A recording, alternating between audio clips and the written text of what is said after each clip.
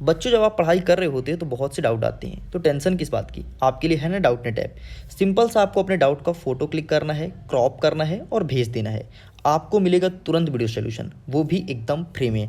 Unlimited सवाल का answer आसानी से फाइंड कर सकते हैं, चाहे कक्षा छठवीं से 12वीं, IIT जेई नीट या फिर CBSE, यूपी, बिहार, राजस्थान या अदर स्टेट बोर्ड।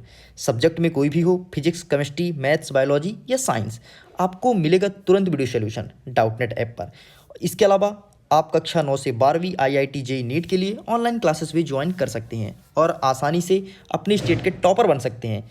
तो जाइए प्ले स्टोर से डाउनलोड कीजिए और अपने डाउट को आउट कीजिए। Welcome to ASK classes. जैसे आपको पता है बच्चों कि ठीक 10 बजे से आपका एग्जाम स्टार्ट हो जाएगा और ये वीडियो मैं 1 घंटे पहले आपके सामने प्रेजेंट कर रहा हूँ और आपके पास समय 1 घंटे बचे, तो इस 1 घंटे में आपको पढ़ाई बिल्कुल भी नहीं करनी है।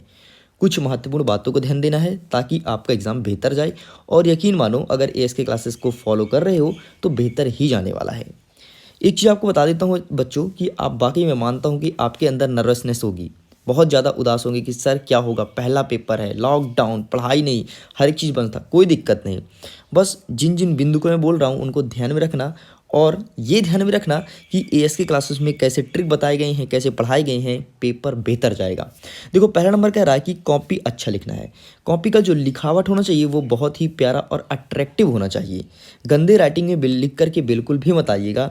यदि आप अच्छा लिखेंगे और हो सकता है कोई चीज़ आपने गलत भी लिखा है तो सर वहाँ पर नंबर दे देते हैं, क्योंकि आपके लिखावट को देख करके वो अट्रैक्ट हो जाते हैं। तो पहला बिंदु है। दूसरा बिंदु हमारा कहता है कि सबसे पहले जो आता है वही करना है।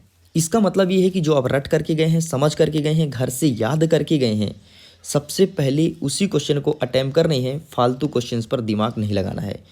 जैसे ही आपको पता है बच्चों की 10% क्वेश्चन ऐसे रहेंगे जो आपको समझ में ही नहीं आएंगे और रहेंगे ही रहेंगे, हर साल रहते हैं। इसलिए मैं बोलता हूँ 90% जो क्वेश्चन आपसे बन रहे हैं उनको अटेम्प्ट पहले कीजिएगा। आगे थर्ड नंबर कहता है कि एक ही रंग के पेन का यूज़ करें। जैसे कई बच्चों को मैं देखता हूँ ब्लैक, ब्लू, रेड और वेरियस प्रकार के पेनों का यूज़ करते हैं, तो कृपया करके किसी एक रंग के पेन का यूज़ करें और रंग में से आप नीला या काला में से किसी एक का सिलेक्शन कर सकते हैं।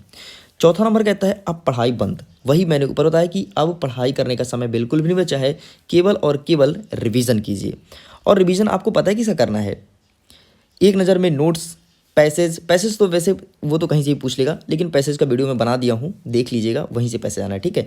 तो नोट्स देखिए, टाइटल देखिए, एडवर्टाइजमेंट देखिए और एक नज़र डालिए आप उस पर अपने एप्लीकेशन पे। इसके अलावा सेक्शन नंबर C के जितने भी क्वेश्चन है ना, do as directed and fill in the blanks, उसको एक नज़र मार दीजिए बस। बाकी जो आपकी किताब के सेक्शन नंबर D से है क्वेश्चंस, उसको पढ़ने की बिल्कुल जरूरत नहीं है, क्योंकि वहाँ पर बहुत लॉन्ग लॉन्ग आंसर है। यदि आपके पास समय है तो शॉर्ट वाले आंसर को एक बार एक नज़र देख लीजिएगा। फिफ्थ नंबर कहता है टेंशन फ्री होकर के पेपर में जाना है।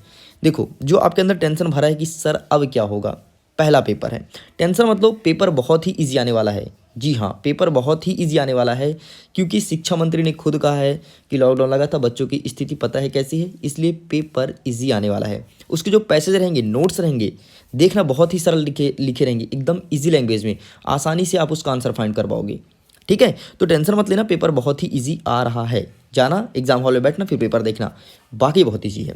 छठवां नंबर कहता है क्वेश्चन पेपर आसान है। वही मैंने बता दिया कि क्वेश्चन पेपर ईजी है, इसलिए आपको टेंशन नहीं लेना है और बाकी बहुत ईजी है यार। ओके स्टूडेंट्स, तो बस आप समझ गए होंगे अब एग्जाम में क्या करना है। यहीं पर मैं वीडियो को एंड करता हूँ और आपके एग्जाम के लिए ऑल द बेस्ट।